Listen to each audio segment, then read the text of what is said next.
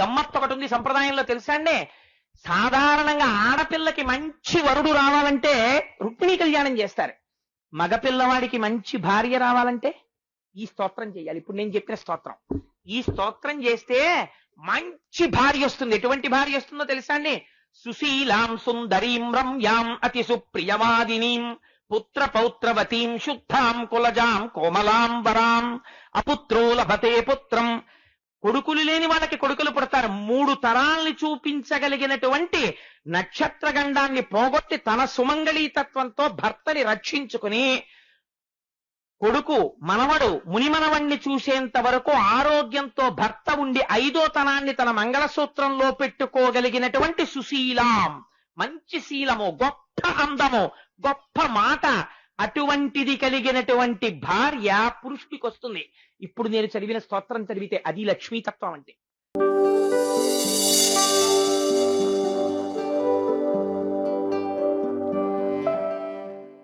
బ్రహ్మచారికి ఒక నియమం ఉంటుంది. బ్రహ్మచారి కానీ సన్యాసి కానీ వీళ్ళిద్దరూ నిలవ చేసుకోకూడదు. ఆ పూట ఆకలేస్తే ఆ పూట వెళ్ళి భిక్ష తీసుకుంటారు. అందుకే బ్రహ్మచారి నడిచొస్తే చక్రవర్తి అంతటి వాడు లేచి నమస్కారం చేస్తాడు. రేపు బలిచక్రవర్తి ఉపాఖ్యానంలో విందురుగాని శ్రీ మహావిష్ణువంతటి వారు వటువుగా బ్రహ్మచారిగా వెళ్ళారు.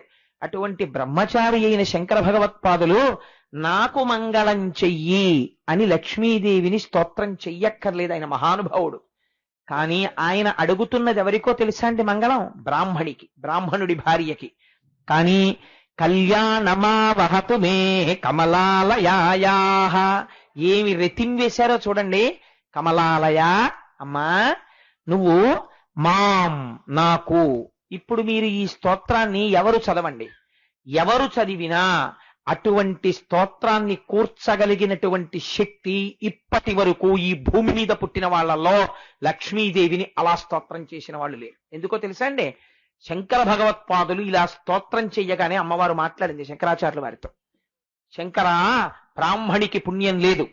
గత జన్మలో తాను ఇలా పెట్టినది బియ్యపు గింజ లేదు. ఎక్కడ నుంచి ఇమ్మంటావు? నువ్వు స్తోత్రం చేశావు, నీకివ్వగలను మంగళం, బ్రహ్మచారివైన బ్రాహ్మణికి ఇవ్వలేను. అందుకే ప్రయత్నపూర్వకంగా పుణ్యం చెయ్యాలి. ఇవాళ చేసిన పుణ్యం కోట్ల జన్మలు కాపాడుతుంది. ఏమని ఇమ్మంటావని అడిగింది. అడిగితే శంకరులు అన్నారు, ఆయన ఉదార హృదయం చూడండి మహానుభావుడిది. బ్రాహ్మణిని పిలిచి, అమ్మా నీ ఇంటిలో ఏది ఉన్నా పర్వాలేదు, తెచ్చి నా చేతిలో వేయి అన్నారు. కట్టుకున్న బట్ట విడిస్తే కట్టుకోవడానికి బట్ట లేని దరిద్రురాలైన బ్రాహ్మణి లోపలికి వెళ్లి ఎండిపోయిన ఉసిరికాయ దొరికింది. పట్టుకొచ్చి శంకర భగవత్పాదుల చేతిలో వేసింది. శంకరుల చేతికి ఉసిరికాయ తగిలిందంటే లక్ష్మీదేవి ఆనందమగ్నురాలైపోయింది. శంకరా, నీ వంటి మహాపురుషుడి చేతిలో పడిందా ఉసిరికాయ? ఇవాళ ఆ బ్రాహ్మణికి ఉన్నటువంటి పుణ్యం అనంతమైన పుణ్యం. అందుకే బంగారు ఉసిరికలు కురిపించేస్తున్నానంది. ఆనాడు శంకర భగవత్పాదులు కానీ శంకరాచార్య కృతం స్తోత్రం అన్న మాట మధ్యలో వేసుంటే మనం చదవడానికి ఆ స్తోత్రం పనికిరాదు. ఇది శంకరులు చేసుకున్న స్తోత్రం, శంకరాచార్యుల వారికి పనికొస్తుంది. ఆయన ఎక్కడా కూడా నేనన్న మాట వేశారు. కళ్యాణమా వహతు మే కమలాలయాయా మాం అన్న మాట వేశారు. ఇప్పుడు మీరు చదివారనుకోండి ఆ స్తోత్రాన్ని, అమ్మా నువ్వు నాకు కళ్యాణముడు కటాక్షింతువుగాక అని అర్థం వస్తుంది. వండినవాడు, తయారు చేసినవాడు, భిక్ష పెట్టినవాడు శంకర భగవత్పాదులు. కానీ ఆ స్తోత్రం చదివితే అనుగ్రహం మనకి లభిస్తుంది. జగద్గురువులంటే భక్తులైన వారిని తరతరాల వరకు ఉద్ధరించడానికి ఇటువంటి స్తోత్రాలు అందిస్తారు. అటువంటి జగద్గురువులైన శంకర భగవత్పాదులకి ఎన్ని మాటలు నమస్కరిస్తే నిజంగా మనం మనుష్య జన్మ ఎత్తినందుకు సార్థకత పొందుతాం. క్షీరసాగర మథనంలో లక్ష్మీదేవి పుట్టినప్పుడు నేను ఒక రహస్యం చెప్పాను. అమ్మవారు దరిద్రాన్ని ఎలా తీస్తుంది అంటే అపాంగై, తన చూపుల చేత తీసేస్తుంది. అందుకే ఆవిడికి మీనాక్షి అని పేరు అని చెప్పాను. కనకధారా స్తోత్రం అంత గొప్పది ఎందుకైందో తెలుసా అండి? ఆ స్తోత్రం అంతా లక్ష్మీదేవి యొక్క చూపుల్ని వర్ణిస్తారు. ఒక్క లక్ష్మీదేవిని స్తోత్రం చేశారనుకోండి, ఆవిడ తృప్తి పొందదు. నారాయణుణ్ణి కలపాలి. ప్రతి శ్లోకంలో నారాయణుణ్ణి కలుపుతూ లక్ష్మీదేవిని స్తోత్రం చేస్తారు. అందులో చూడండి ఆ శ్లోకం అందం. కాలాం బుధాలి లలితో రసికైట భారే ధారాధరే స్ఫురతియా తటిదంగనేవా మాతు సమస్త జగతాం మహనీయమూర్తి. అంటే నల్లటి మబ్బు మీద మెరుపు తీగ ఎలా ఉంటుందో నీలతో యద మధ్యస్థ విద్యుల్లేకే భువాస్వరా, దాన్ని శ్లోకం కింద మార్చారు. అమ్మా, ఆయన వక్షస్థలంలో నువ్వు చేరి ఉండడం వల్ల ఆయన యందు దయని నింపావు. ఆయన కారుణ్యమూర్తి అయి మా యోగక్షేమములను వహిస్తున్నాడు. తల్లి, నువ్వు ఆయన వక్షస్థలమునందు లేనినాడు ఆయన నిగ్రహానుగ్రహ ప్రదాత అయి ఉంటాడు. ఆయన పాదములు మేము పట్టుకోలేం కదా. తండ్రిని మాకు అందించిన తల్లివమ్మా, నీ యొక్క చూపులకి నమస్కారం. ఒక్కసారి ఆ చూపు మా యందు ప్రసరించు, మా దరిద్రం తీరిపోతుంది అంటున్నారు. దద్యాదయానుపవనో ద్రవిడాంబుధారా, దద్యాదయానుపవనో ద్రవిడాంబుధారా, అస్మిన్న కించన విహంగ శిశౌ విషణ్ణే, నిన్న కించన విహంగ శిశౌ విషణ్ణే, దుష్కర్మ ఘర్మమపనీయ చిరాయ దూరం, దుష్కర్మ ఘర్మమపనీయ అయదూరం, నారాయణ ప్రణయినీ నయనాంబువాహ, నారాయణ ప్రజనయీ నయనాంబువాహ. ఆశ్చర్యం ఏమిటో తెలుసా అండి ఈ శ్లోకంలో ఉన్న గొప్పతనం?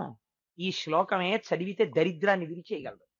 చాతక పక్షి అని మనకి సంప్రదాయంలో ఒక పక్షి ఉంటుంది. ఆ చాతకం భూమి మీద పడితే ఇంకా నీళ్లు తాగదు. విచిత్రం ఏమిటంటే కొన్ని పక్షులు ఉన్నాయి. ఆ పక్షులు ఆకాశంలోనే పిల్లని ప్రసవిస్తాయి. ప్రసవిస్తే ఆ పిల్ల ఆకాశంలోనే ఎగిరేస్తుంటుంది. అలా ఎగిరేస్తున్నప్పుడు దానికి దాహం వేస్తుంది. దాహం వేస్తే అది భూమి మీదకి కిందకి రాదు, కిందకొచ్చి నీరు తాగదు. అప్పుడు ఆ పక్షి దాహం తీరాలంటే అది ఆకాశం వంక చూసి అరుస్తూ ఉంటుంది. అప్పుడు నల్లటి మేఘం వచ్చి వర్షం కురవాలి. కురిస్తే అది తల పైకి పెట్టి నీళ్లు తాగుతుంది. అలా తాగినటువంటి నీళ్లు మాత్రమే దాని యొక్క దాహార్తిని తీరుస్తాయి. నేను ఎన్ని కోట్ల జన్మలలో చేసినటువంటి పాపము వలనో దరిద్రము నన్ను వెంట పెట్టి తరుగుతోంది. అటువంటి దరిద్రాన్ని పోగొట్టగలిగినటువంటి మేఘధార నువ్వే. అమ్మా, నీ అనుగ్రహాన్ని మా మీద వర్షించాలి. మాకున్న దరిద్రాన్ని మేఘముతో పాటు గాలి వస్తుంది, తృణములను దూరంగా కొట్టి పారేస్తుంది. అలా నువ్వేం చేయాలో తెలుసా అమ్మా? దుష్కర్మ ఘర్మమ పనీయ చిరాయ దూరం. మేము చేసినటువంటి పాపకర్మల్ని దూరంగా తొలగించి తోషావతల పారేసి, పిల్లవాడయా తెలియక చేశాడు, అవును పాపం చేశాడు నిజమే, అంత భయంకరమైన ఫలితం ఇస్తావా? వీల్లేదు. వాడి పాపానికి చాలా తగ్గించేసి వాడి చిన్న పుణ్యానికి పెద్ద ఫలితం ఇచ్చేయి. వాడు సుఖంగా ఉండాలి. వాడు నన్ను కనకధారా స్తోత్రంతో పూజ చేశాడు, మాఘపాటి వారు నాడు సరసంజ వేళలో కూర్చుని వాడికి ఇవ్వకపోతే ఎలా అని నిలదీస్తుంది అమ్మవారు అయ్యవారి దగ్గరికి వెళ్ళి. అలా నిలదీయగలిగిన స్వతంత్రం అమ్మకొక్కదానికే ఉంది. అందుకే శంకరులు అమ్మకి చేసుకుంటున్నారు విజ్ఞాపన. అమ్మా, నారాయణుని యొక్క ప్రణయాన్ని పొందిన దానివమ్మా నువ్వు అనేటప్పటికి, ఓహో వీడు మా ఆయన పేరు కూడా పెట్టి పిలుస్తున్నాడు రా అని పొంగిపోతుంది ఆవిడ. లక్ష్మీదేవి అంటే శ్రీ మహావిష్ణువు యొక్క భార్య అని ఆయన సంబోధన చేయలేదు. గీర్దేవతేతి గరుడధ్వజ సుందరేతి శాకాంబరేతి శశిశేఖరవల్లరేతి. మొన్న మీరు శరన్నవరాత్రులలో విన్నారు, ఎవరు? శాకాంబరీదేవి, పార్వతీదేవి. మరి పైగా శశిశేఖరవల్లరేతి, చంద్రశేఖర్ని పెట్టుకున్నవాడు ఎవరు? పరమశివుడు. ఆయన భార్య కింద చెప్తున్నారు. అలా ఎలా కుదురుతుంది అంటే ఆవిడ శక్తి స్వరూపం. ఆ లక్ష్మే దేవతలందరూ వెళ్లి స్తోత్రం చేశారు. ఎలా కనపడిందో తెలుసా అండి? కైలాసే పార్వతీత్వం చ క్షీరోదే సింధు కన్యక, స్వర్గే చ స్వర్గలక్ష్మిస్త్వం మత్స్యలక్ష్మిశ్చ భూతలే, వైకుంఠే చ మహాలక్ష్మిర్దేవదేవి సరస్వతి, గంగా చ తులసీత్వం చ సావిత్రి బ్రహ్మలోకగా, కృష్ణ ప్రాణాధిదేవి త్వం గోలోకే రాధికా స్వయం, రాసే రాసేశ్వరీత్వం చ బృందా బృందావనే, కృష్ణ ప్రియాత్వం భాండీరే చంద్రా చందనకాననే, విరజా చంపకవనే శతశృంగే చ సుందరి, పద్మావతి పద్మవనే మాలతి మాలతీవనే, కదంబమాలాత్వం దేవీ కదంబ కాననేపి చ, రాజ్యలక్ష్మి రాజగేహే గృహలక్ష్మి గృహే గృహే. ప్రతి ఇంటిలో ఉన్న ఇల్లాలు కూడా లక్ష్మిగా, ప్రభువులకి రాజ్యలక్ష్మిగా, ఆ సత్యలోకంలో సరస్వతిగా, కైలాసంలో పార్వతిగా, విష్ణులోకంలో లక్ష్మిగా, పద్మలోకంలో పద్మావతిగా, గోలోకంలో రాధికగా, అన్ని చోట్ల ఉన్న తత్వముగా, శక్తిగా ఆవిడే దర్శనమిస్తే దేవతలందరూ స్తోత్రం చేశారు. గమ్మత్తు ఒకటి ఉంది సంప్రదాయంలో తెలుసా అండి? సాధారణంగా ఆడపిల్లకి మంచి వరుడు రావాలంటే రుక్మిణీ కళ్యాణం చేస్తారు. మగపిల్లవాడికి మంచి భార్య రావాలంటే ఈ స్తోత్రం చేయాలి. ఇప్పుడు నేను చెప్పిన స్తోత్రం ఈ స్తోత్రం చేస్తే మంచి భార్య వస్తుంది. ఎటువంటి భార్య వస్తుందో తెలుసా అండి? సుశీలాం సుందరీం రమ్యాం అతి సుప్రియవాదినీం పుత్ర పౌత్రవతీం శుద్ధాం కులజాం కోమలాం వరాం అపుత్రో లభతే పుత్రం. కొడుకులు లేని వాళ్ళకి కొడుకులు పుడతారు. 3 తరాల్ని చూపించగలిగినటువంటి నక్షత్రగండాన్ని పోగొట్టి తన సుమంగళీతత్వంతో భర్తని రక్షించుకుని కొడుకు మనవడు మునిమనవణ్ణి చూసేంత వరకు ఆరోగ్యంతో భర్త ఉండి 5వ తనాన్ని తన మంగళసూత్రంలో పెట్టుకోగలిగినటువంటి సుశీలాం, మంచి శీలము, గొప్ప అందము, గొప్ప మాట, అటువంటిది కలిగినటువంటి భార్య పురుషుడికి వస్తుంది. ఇప్పుడు నేను చదివిన స్తోత్రం చదివితే అది లక్ష్మీతత్వం అంటే. అటువంటి లక్ష్మీతత్వాన్ని 4 సంవత్సరముల పిల్లవాడు మా శంకరులు స్తోత్రం చేస్తున్నారు. గీర్దేవతేతి గరుడధ్వజ సుందరేతి, గీర్దేవతేతి గరుడధ్వజ సుందరేతి, శాకాంబరీతి శశిశేఖర వల్లభేతి, శాకాంబరేతి శశిశేఖర వల్లభేతి, సృష్టి స్థితి ప్రళయకేలుషు సంస్థితాయై, సృష్టి స్థితి ప్రళయకేతు సంస్థితాయై, తస్మై నమస్త్రిభువనైక గురోస్తరుణ్యై. నమస్త్రిభువనైక గురోస్తరుణ్యై. అమ్మా నువ్వు ఆ పరబ్రహ్మమునకు పట్టమహిషి అమ్మా అన్నారు. శృత్యై నమోస్తు శుభకర్మ ఫలప్రసూత్యై, నమోస్తు శుభకర్మ ఫలప్రసూత్యై. ఇప్పటి వరకు మీరు వేదమంత్రములతో ఉన్నటువంటి పూజ చేశారు. ఈ వేదమంత్రముల చేత మీరు చేసినటువంటి పూజకి ప్రీతి చెంది మీకు ఫలితాన్ని ఇవ్వవలసింది ఎవరు? అమ్మవారు. అమ్మా వేదమంత్రముల చేత ప్రీతి చెంది మీకు ఫలితాన్ని ఇచ్చేటటువంటి అమ్మవమ్మ నువ్వు.